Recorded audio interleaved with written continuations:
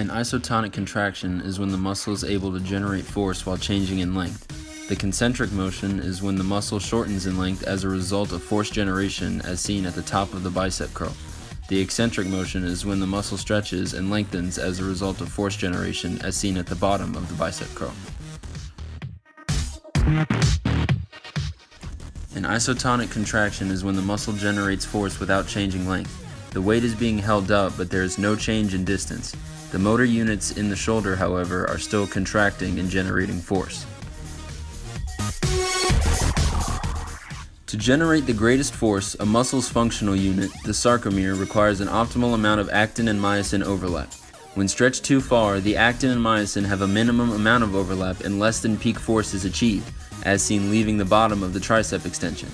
When compacted too much, the actin and myosin too much overlap and less than peak force is achieved, as seen approaching the top of the tricep extension. The greatest amount of force is generated in between where optimal overlap exists. Force and velocity in a muscle contraction are related inversely proportional to the mass of the load. When a light load of 95 pounds is being pressed, the muscles involved in the contraction are able to move the weight at a high velocity. When a heavy load of 275 pounds is being pressed, the muscles involved in the contraction contract at a greatly decreased velocity.